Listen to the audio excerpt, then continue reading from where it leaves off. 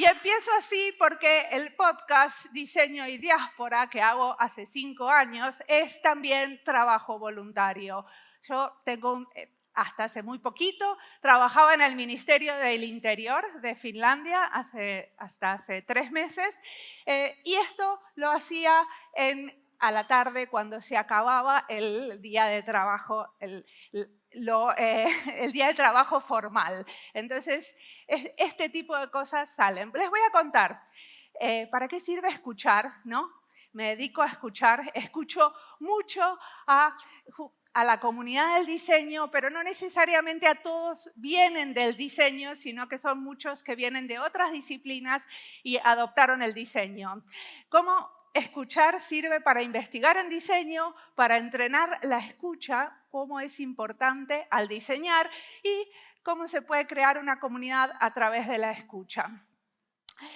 La verdad es que estudié un montón, hice un doctorado en diseño de interacción, un postdoctorado, etcétera, y estudié un montón en el norte, ¿cierto? En Finlandia, leyendo mucha bibliografía anglosajona y me di cuenta que lo que quería era aprender del sur global, aprender de qué está pasando en mi región. Por eso empecé Diseño y Diáspora. Entonces, esto de la escucha, escuchamos para aprender y aprendemos escuchando. Y cuando escuchamos, justamente prestamos atención. Hay una conexión con esa escucha. Percibimos y podemos pensar a través de las perspectivas y experiencias del otro. Julia Cameron escribió un libro sobre el escuchar, que se los recomiendo. Les cuento un poquito más de mi podcast para entrar en contexto. Es un podcast de diseño social. La gran mayoría de los episodios son en español y justamente algunos son en inglés, muy poquitos, y también tengo algunos en portuñol, o sea que el otro me habla en portugués y yo respondo en español. Hay muchos temas y hay más o menos unas 6.000 escuchas por mes. ¿Qué más les puedo contar del podcast? Que hay temas que me interesan porque son mi investigación en lo que en lo que estoy trabajando, y hay otros temas que me interesan porque me dan ganas de explorarlos o me doy cuenta que por ahí está la cosa, ¿no? Que por ahí quiero ir. Pero creo que es muy importante esto de parar y escuchar al otro, que no lo hacemos suficientemente.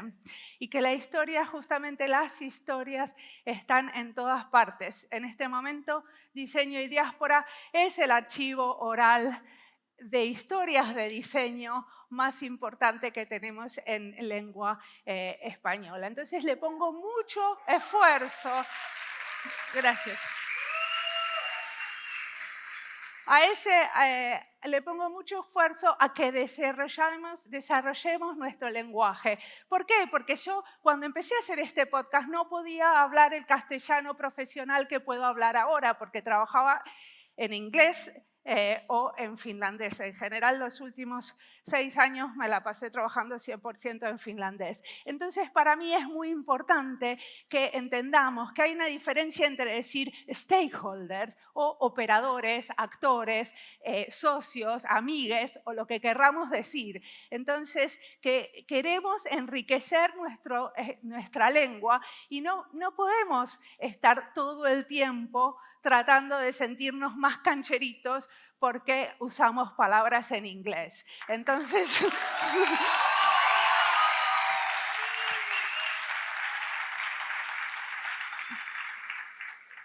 ahora puedo hablar castellano y creo que lo tenemos que enriquecer y tenemos pocos productos, poco contenido en español de buena calidad. A eso contribuye el podcast. Los temas emergentes son, por ejemplo, diseño con los numeritos, son más o menos la cantidad de episodios. Ahí tienen algunos temas a los que me dediqué especialmente. Y la idea es justamente, estoy todo el tiempo mapeando qué me falta, qué no hay. Y siempre son, por ejemplo, esto no es un podcast de diseño UX. Hay 70 episodios de diseño UX, pero la idea es esto de hablar de diseño en general y a través de las disciplinas y no tener un podcast de diseño UX, otro de diseño industrial, otro gráfico. Entonces, cuando agarro un tema que sea salud, lo que trato es que conversen las diferentes disciplinas de diseño e incluso conversemos con otros. Si hay una lista de diseño en salud, también estoy conversando con otras personas del ecosistema de la salud que no son los diseñadores, o por lo menos lo intento. Y creo que el hábito de escuchar se entrena, que no es así que puedo escuchar. Que escuchar hay que ponerle un poquito de atención. Entonces, lo que vamos a hacer ahora es encontrar en este auditorio a alguien con el que no hayan hablado en todo el tiempo, o sea, no va a ser el de al lado, sino el de atrás o el de adelante, y le contamos qué nos llevamos en este encuentro, qué se quedaron pensando. Pero esto no es una conversación, esto es escuchar. O sea, un minuto habla uno y le cuenta lo que piensa, yo les voy a decir ya, y pasan al otro, y el otro le cuenta qué se llevaron. Un pensamiento. No respondan, solo escuchen. ¿Ok? Ahora.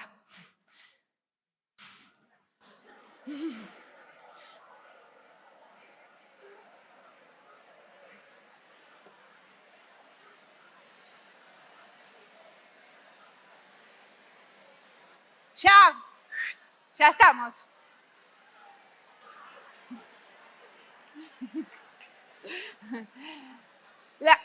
¡Ey! Tenemos que seguir. Me encantaría saber qué charlaron y me encanta justamente escuchar, pero me dijeron que tengo que hablar 40 minutos, así que me van a tener que escuchar a mí el resto del tiempo. La realidad es que creo que hay una diferencia entre escuchar con la intención de querer meter tu granito de arena que escuchar solamente. Y entonces espero que hayan podido percibir esa diferencia. Si no, podemos seguir. Pero bueno, la idea es que trabajo en un formato diferente, que es el podcast, y el podcast propone una escucha diferente, que es una escucha en movimiento. Y creo que tenemos demasiadas horas de pantalla, demasiadas horas de estar sentados. Y necesitamos justamente esto de accionar el cerebro. Hay mucha investigación académica que dice que cuando estamos caminando pensamos mejor. Bueno, yo creo que cuando están escuchando podcast, caminando, corriendo, haciendo gimnasia o lavando los platos, pueden escuchar de otra manera.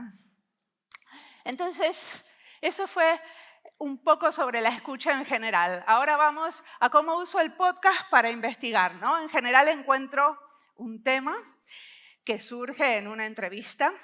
Entrevisto a varias personas, después se van sumando entrevistas a medida que pasan cosas y después cuando el tema me parece que es relevante y lo quiero investigar más, entonces a veces armo unos libros que los vieron por ahí dando vueltas. Pero siempre intentando una diversidad territorial, o sea que en un mismo tema, si vamos a hablar de salud, no sean todos argentines o todos chilenes. O sea, está claro que algunos temas específicos les interesa a algunos países más que a otros. La idea es buscar esa diversidad territorial y construir esas redes entre los oyentes y los entrevistados, ¿no? Ahí sacamos 3 libros, hay 2 en camino, uno sobre activismo y el segundo en salud. Y la idea es que los libros están abiertos, gratuitos para todos en la página de Diseño y Diáspora y si quieren van y los compran si tienen muchísimas ganas.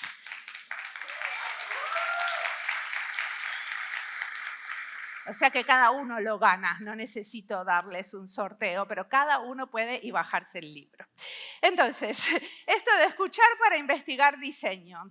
Y me dieron ganas de hablar de esto de investigar en diseño, porque en esta comunidad quizás a ustedes no les pasa, pero yo lo que escucho cuando veo las presentaciones acá es que hablamos un poco demasiado de la investigación en usuarios. Y hay muchos otros tipos de investigación, ¿no? Hay investigación sobre diseño para informar el diseño y a través del diseño. Y les voy a explicar, usando como caso mi podcast, qué quieren decir estas tres. Entonces, investigación para informar el diseño.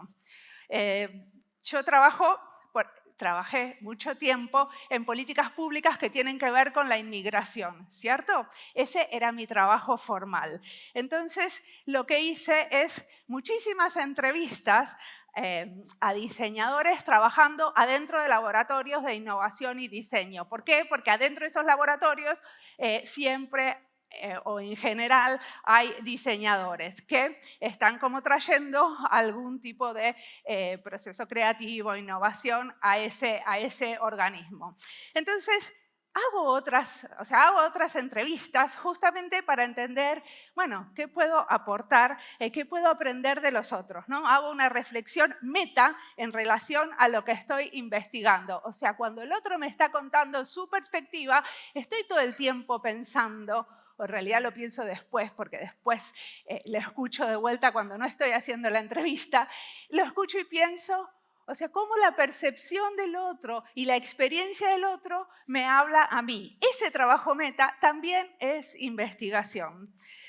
También sostenemos en el tiempo una crítica con respecto a esas grandes preguntas, ¿no? Porque muchísimas veces ¿vale la pena hacer esto? Bueno, o sea, en vez de estar solamente, ¿no?, testeando pequeños elementos de lo que estamos haciendo, sino las grandes preguntas, sí, realmente, ¿qué es lo que estamos haciendo? O sea, darle el definir los qué. Y para eso también nos sirve escuchar al otro. Y aprender, obviamente, las buenas prácticas y los buenos métodos, el buen enfoque que tienen los demás. Entonces, el foco principal, en ese caso, es hacer un buen diseño, ¿cierto?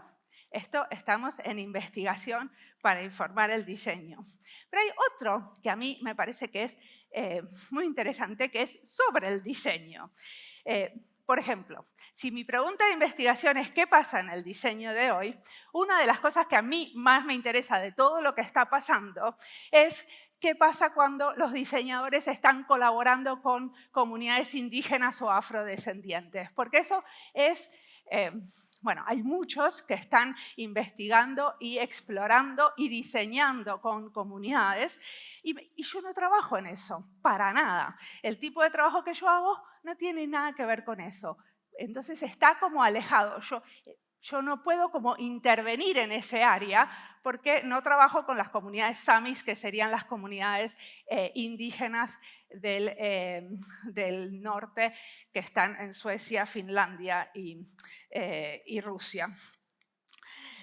Pero sí pienso contenido que tiene que ver con preguntas de otros. Estas son, por ejemplo, hago series en donde otras personas están... ellos sí están inmiscuidos en ese tema, ¿no? Por ejemplo, hice una serie sobre innovación social con Paulina Cornejo, que investiga y tiene una maestría sobre el tema. Una sobre acceso a la justicia con Santiago, porque él tiene un laboratorio de innovación en justicia en Colombia. Y así respectivamente, o sea, eso es investigación sobre diseño porque estoy explorando un área donde no tengo ninguna posibilidad de intervención, ¿cierto? Estas son todas series pensadas con investigadores justamente para ser parte de su propia investigación. El foco principal en este caso es como expandir el conocimiento en diseño, ¿no? En nuevas áreas, con nuevos enfoques y de una manera multilingüe. Porque siempre, en general, las series tienen componentes como episodios en varios idiomas. Pero esta es mi preferida, que es la investigación a través del diseño. Por ejemplo, cuando estamos hablando de investigación a través del diseño, es cuando yo uso el diseño, lo que estoy diseñando, como una herramienta de investigación. Si yo tengo que mi herramienta de investigación, yo diseño un podcast, ¿no? Y quiero saber cómo puede influenciar el podcast en la educación de diseño, ¿qué hago? Hago unos experimentos y a través de hacer esos experimentos me doy cuenta qué es lo que tengo que hacer, qué vale la pena hacer. Estoy definiendo de vuelta el contexto. O sea, estoy definiendo de vuelta qué vale la pena diseñar. Entonces, investigo el uso del podcast. Hice una encuesta, hay más de, 60 universidades, por ejemplo, que están usando el podcast en diferentes maneras y les pregunto cómo justamente a los educadores. Escribí artículos con diferentes educadores que usan el podcast de diferentes maneras y también hice un par de experimentos. Por ejemplo, hacer un panel con la pregunta de investigación de un investigador en diseño. O sea, hacemos un panel que después que lo transparentamos, lo mostramos a todos y a la vez es parte de su investigación. O también hicimos este experimento que fue esto fue con más mujeres en UX, hace un par de años, hicimos una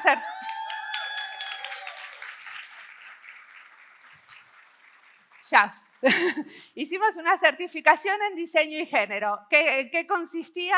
Se inscribieron 500 personas, casi nos volvemos locas porque esto era una minga, era trabajo voluntario, colaborativo nuestro. Terminaron la certificación 180 personas, que era una barbaridad. Pero cualquiera lo podía hacer en toda la región, sean o no tengan, sí o no, formación de diseñadores. Tenían que escuchar 2 podcasts, crear los resúmenes visuales, compartirlos en Instagram y responder algunas preguntas.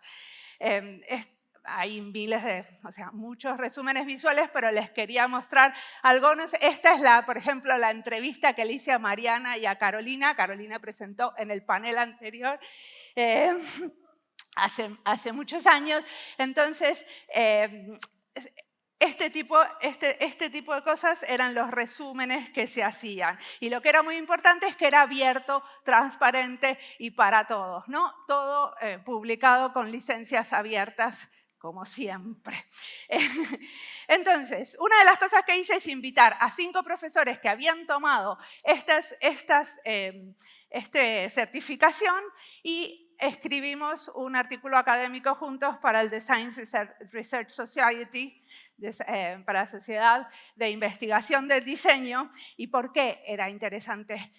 Porque estábamos hablando de cómo tenía que ser el futuro de la educación del diseño y teníamos una certificación que era asincrónica para toda la región, gratis y con un tema que justamente estaba convocando a mucha gente, ¿no? Y terminamos pensando cómo tendríamos que prestar más atención a la cooperación entre la educación formal e informal y justamente qué es lo que pasa en la educación informal.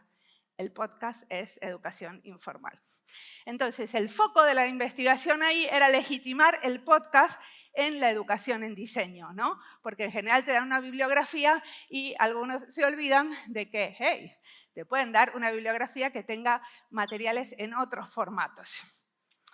Ahora vamos a otro tema. Esto de entrenar la escucha para el diseñar, ¿no? Y cuando estamos escuchando, hay mucho de lo que escuchamos que es ruido para nosotros, pero eso puede ser que sea desperdicio útil para otros, o sea que otros sí les venga bien escuchar eso. Entonces, entender que el material que descartamos en una investigación de usuarios que están haciendo ustedes o en una investigación de otro tipo, también en una investigación, por ejemplo, de contexto del país, lo puedan usar otros. Por eso es muy importante que estemos publicando con licencias abiertas y documentando de manera sistemática para que otros lo puedan usar. Escuchar justamente el podcast cuando uno está investigando a través del podcast, tiene eso de la inmediatez. Si para los que son investigadores o trabajaron alguna vez, saben que publicar un artículo académico lleva más o menos 2 años a veces. Bueno, es esto de poder transparentar y darle a la comunidad, contarle, mira, estoy investigando sobre esto. Eso hace que después otros se acerquen y quieran colaborar con vos porque saben que ya estás en proceso de investigar ese tema. También es esto de escuchar la búsqueda del otro, ¿no? Porque estamos haciendo investigación que es más accesible. ¿Por qué? Porque A mucha gente que no tiene entrenamiento en leer artículos académicos, escuchar a una persona y toda su búsqueda hace que después les sea más fácil, esto me lo dijeron los propios escuchas, les sea más fácil leer un artículo académico, porque se escucha toda la búsqueda y la trayectoria de esa persona, los conceptos claves aparecen en el podcast y después es más fácil adentrarse en los detalles. Y escuchar es esto para armar la conversación, ¿no es cierto? Estamos escuchando a través de entrevistas a gente que cuenta diferentes roles y no solamente qué es lo que opinan los diseñadores del diseño, sino qué es lo que opinan los otros, las otras que también participaron en el cuento. Escuchar con atención para que te lleguen los susurros, ¿no? Porque uno puede escuchar la reacción del otro en un podcast, porque hay veces que te estás sataneando, ¿cómo se dice? Sanateando, gracias. El otro te está sanateando, te das cuenta que de eso no quiere hablar. De todo eso también se escucha en un podcast. Y eso es parte de lo que investigamos y de lo que queremos prestar atención, ¿no? Las cosas que no están tan obvias. Y también es esto de escuchar con una actitud receptiva, ¿no? Muchos me dicen que les es muy familiar mi voz porque me ponen en los auriculares y escuchan solo a una persona y de alguna manera esa intimidad que se da con ese diálogo en el podcast, que hay dos personas hablando y uno le da la sensación que ahí ya podría estar en esa misma charla, eso los oyentes lo sienten y eso hace que uno se pueda conectar mejor con ese contenido, ¿no? Que uno se sienta como parte de esa conversación. Vamos a otro temita, que es esto de crear comunidad a través de la escucha. Estamos creando comunidad cuando estamos escuchándonos entre latinoamericanos y gente de gente en la diáspora, como yo, como varios de los que entrevisto, que son hispano o luso-hablantes trabajando en otros lugares del mundo. Entonces, estamos creando una comunidad a partir de escucharnos un poco más. Muchísimas veces cuando entrevisto a la gente me cuenta, sí, puedes entrevistar a tal y tal de mi misma ciudad, pero hay muy pocos que conocemos realmente el trabajo de otros que sea parecido, que nos ayude a hacer comparaciones de lo que está pasando. A mí me gustaría ver en esta comunidad un poco más de entendimientos contextuales, no solamente de investigación de usuarios, que sí que la necesitamos, que creo que ya la aprendimos a hacer y también podemos seguir viendo cómo la hacemos mejor, pero necesitamos entender mejor el contexto y necesitamos también hacer mejores comparaciones con quién está trabajando en exactamente el mismo área que yo y tiene algo interesante del que puedo aprender. Entonces es una manera de motivarnos y justamente esto de motivarnos, ¿no?, con otros sentidos y no solamente con el leer y escribir o dibujar, que son nuestras herramientas habituales. Y es esto también de que si estamos estancados, un poco de aire y de ver cómo trabaja el otro siempre ayuda. Y también es esto de ser un poco más flexibles en nuestras prácticas, ¿no? Porque, por ejemplo, en el ámbito académico se le da mucha importancia a cuántos libros tenés publicados. Esto es una reivindicación a la oralidad. Tenemos que poder contar historias y tenemos que poder contar diseño de una manera rica y estimulante y que realmente valga la pena. Me pasa un montón de entrevistar a diseñadoras y diseñadores y que no sepan contar qué es lo que tienen. ¿Y qué hiciste? ¿Y para qué lo hiciste? Y es como se van por las ramas y bueno, eso, tenemos que aprender a documentar de forma consistente y rigurosa también en la oralidad y cuando contamos nuestros proyectos. porque esto de comunicar es una parte de diseñar. Y no podemos olvidarnos que es justamente que muchísimas de las negociaciones adentro de las organizaciones, como el aprendizaje que tenemos, por ejemplo, acá, sucede en los pasillos y sucede en esa oralidad. Entonces, en eso tenemos que entrenarnos un poquito más. Una manera de entrenarnos es escuchando más entre unos y otros. Justamente porque queremos ser mejores diseñadoras. Y ahora vamos a hacer otro de estos ejercicios que me gustan a mí, que es elegir a una persona que no conocen de vuelta, mejor que sea a otra, y le cuentan qué escuchan y a quiénes escuchan. Y vamos a hacer esto de 1 minuto y 1 minuto. ¡Ya!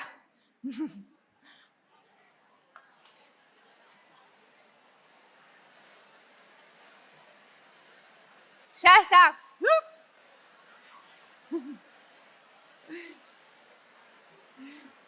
¡Ya! ¡Basta! Ahora yo.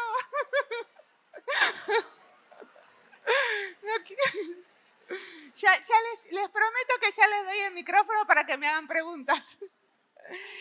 Bueno, creo que quizás una pregunta mejor hubiera sido ¿a quién no escuchamos? Porque una de las cosas que yo me pregunto todo el tiempo en mi podcast es ¿a quién no estoy escuchando suficiente? ¿A quién estoy dejando de lado? ¿Por qué esto de que mapeo todo el tiempo lo que tengo? ¿Por qué no tengo suficientes guatemaltecos y tengo un montón de entrevistas a españoles, por ejemplo? Entonces, ¿a quién no estoy escuchando? Es algo que me parece que quizás podría haber sido una...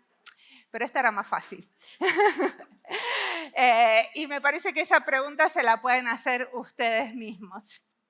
Pero creo que se entendió que aprendemos mucho escuchándonos y creo realmente que ninguno de nosotros tendría que estar acá hablando 40 minutos y por eso hago estos pequeños interludios, porque me parece que esto de tener a una persona como yo, que no soy divertida, que soy intensa, hablo rápido, 40 minutos acá arriba, no, te desearía mucho mejor hacer un poco de cosas más dinámicas. Pero bueno, este es mi slide final y yo creo que escucharnos es justamente el primer paso hacia una sociedad más plural donde estimulemos la educación pública y los derechos humanos. Gracias.